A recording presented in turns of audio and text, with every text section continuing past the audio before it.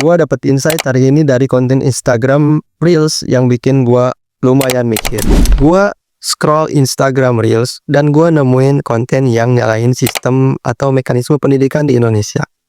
Katanya sistem pendidikan di Indonesia atau kampus atau perkuliahan di Indonesia itu gak nyiptain peluang kerja, gak fokus sama satu bidang. Dan katanya juga datanya sarjana di Indonesia masuk statistik pengangguran.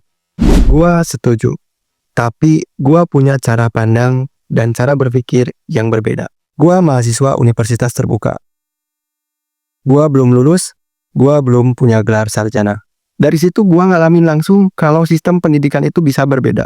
Tapi yang pegang kendali diri gua sendiri. Di UT, gua dituntut buat belajar mandiri, baca modul sendiri, mahamin materi sendiri, dan harus mau research dan cari dari sumber lainnya.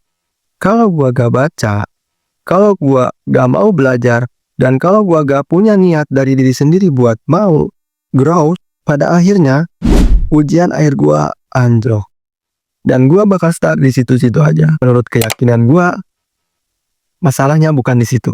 Justru karena sistem universitas terbuka dan gua ngejalaninnya di situ, gua punya pemikiran kayak gini. Gua sadar gak ada yang bisa nyelamatin orang yang gak mau pegang kendali buat dirinya sendiri. Kebiasaan di kita dan pernah gua alamin, yaitu nyerahin tanggung jawab ke sesuatu yang berada di luar diri sendiri. Gua gak lagi ngomongin kampus mana yang paling bener, dan gua gak lagi promosi universitas terbuka. Gua cuman sadar dan ngerasain kalau sistem pendidikan itu adalah alat.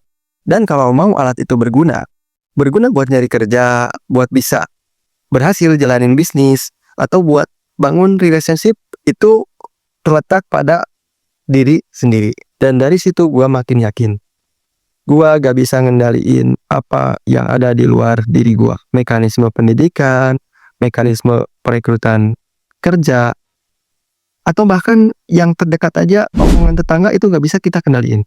Kebayang kalau sistem masih rusak dan kita gak ambil kendali, kita ikutan rusak. Tapi kalau kita udah ambil kendali dan sistem makin bagus, kita kedorong makin bagus lagi.